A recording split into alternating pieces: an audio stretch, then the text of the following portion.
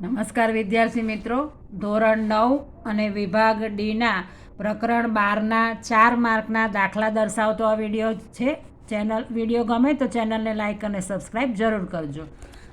દાખલો નંબર 1 છે કે કોઈ એક વર્ગના 51 વિદ્યાર્થીઓના 100 ગુણની કસોટીમાં મેળવેલા ગુણ નીચેના આલેખમાં દર્શાવેલા છે. અહીંયા આપણને આલેખ પ્રશ્નમાં દોરેલો જ આપેલો છે. આ એક્સ અક્ષ અને આ વાય અક્ષ અહીંયા ગુણ છે એટલે કે માર્ક, અને અહીંયા વાય અક્ષ પર છે વિદ્યાર્થીઓની સંખ્યા. હવે આ આલેખને આધારે આપણે નીચેના પ્રશ્નોના જવાબ આપવાના છે. તો અહીંયા આપણને પહેલો પ્રશ્ન પૂછ્યો છે કે ઉપરોક્ત આલેખના આધારે પ્રશ્નોના જવાબ આપો. એમાં પહેલો પ્રશ્ન પૂછ્યો છે કે આપેલ આલેખનો પ્રકાર જણાવો. હવે આપણને આલેખ જોઈને ખ્યાલ આવે છે કે આ જે બધા સ્તંભ છે એ સ્તંભ એકબીજાથી જોડેલા છે, અને એકબીજાથી જોડેલા સ્તંભ છે માટે આ આલેખ છે સ્તંભ આલેખ. એકબીજાથી જ્યારે આલેખ આવી રીતે જોડેલા હોય સ્તંભ, એ સ્તંભ જોડેલા છે એટલે આલેખનો પ્રકાર છે સ્તંભ આલેખ. હવે બીજો પ્રશ્ન છે કે આપેલા આલેખનું પ્રમાણ માપ લખો.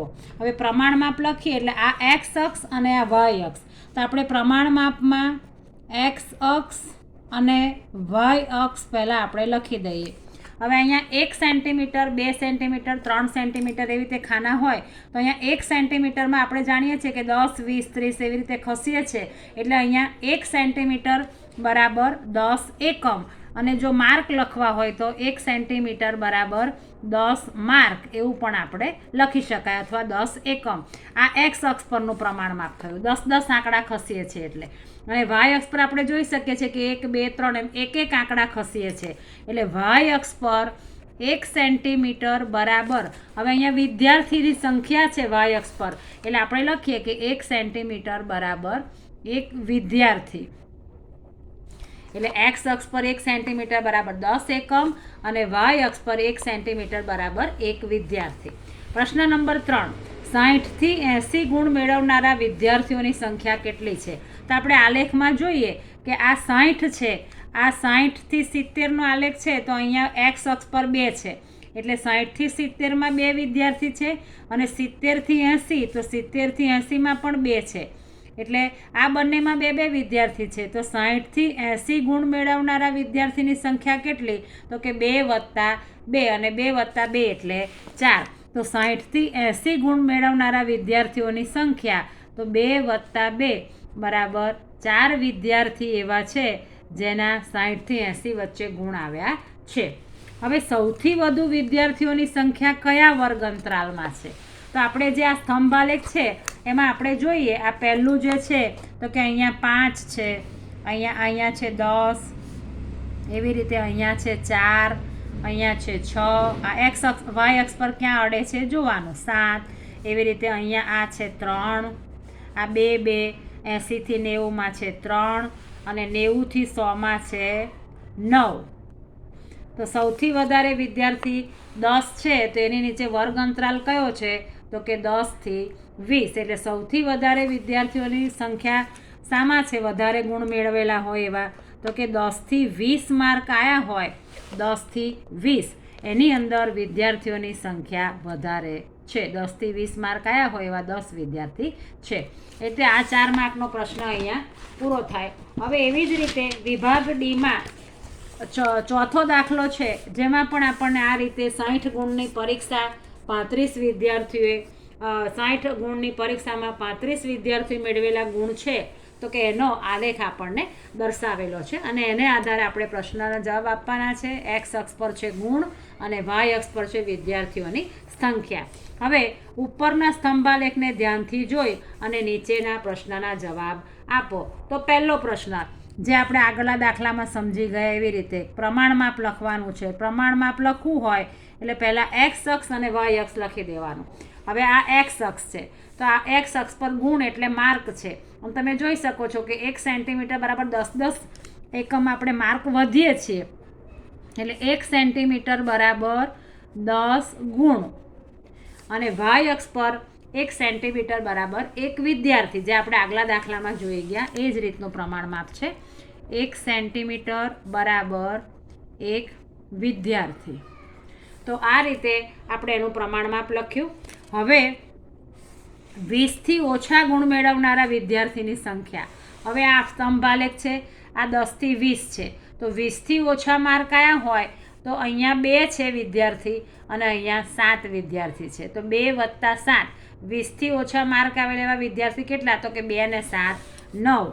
એટલે 20થી ઓછા માર્ક મેળવનાર વિદ્યાર્થીની સંખ્યા તો 2 ને 7 9 વિદ્યાર્થીઓ એવા છે જેના 20થી ઓછા માર્ક છે.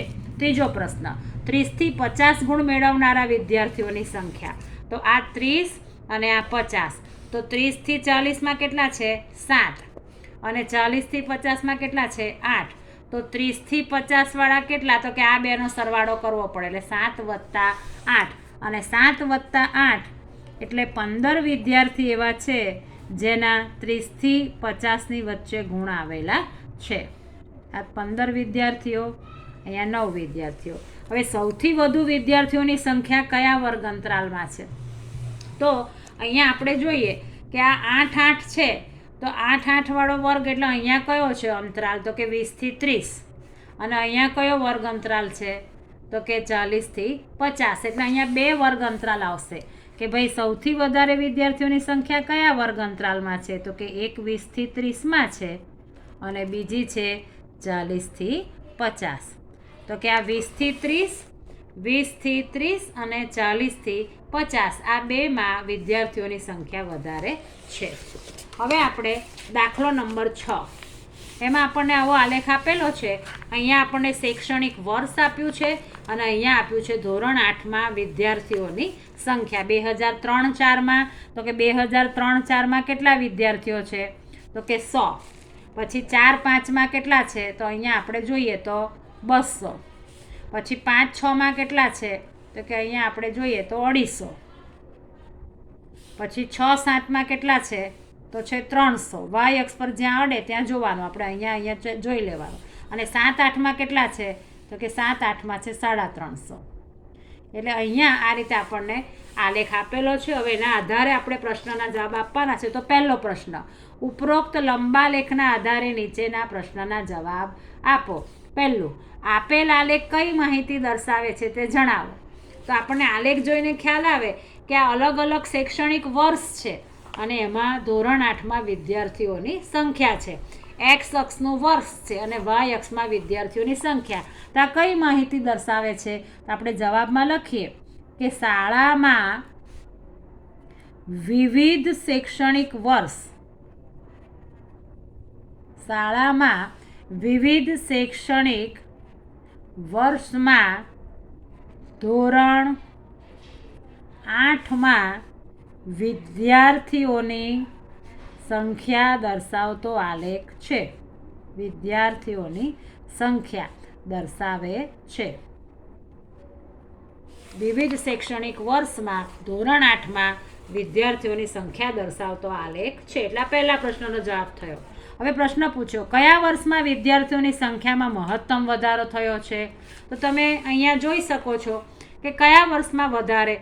તો જો આ 100 હતી તો અહીંયા 200 થઈ, અહીંયા 100 સંખ્યા વધી.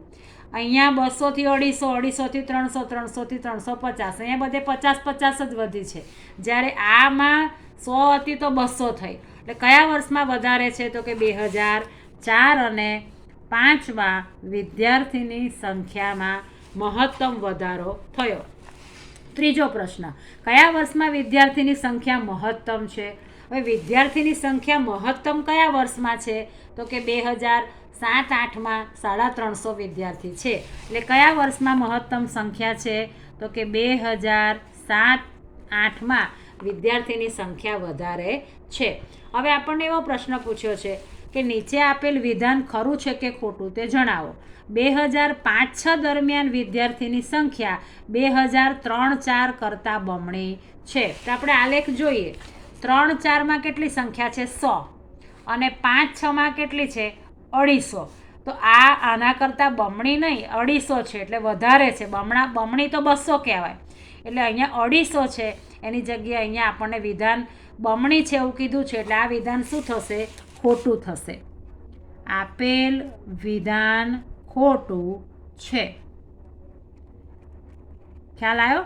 અહીંયા ધારો કે એવું કીધું હોત કે 3 4 કરતાં 4 5 બા બમણી છે તો વિધાન ખરું થાત, 100 હોય તો 200, પણ અહીંયા 3 4 ને 5 6 કીધું તો 5 6 માં તો 100 ને બમણું 250 છે, એટલે આ વિધાન ખોટું છે.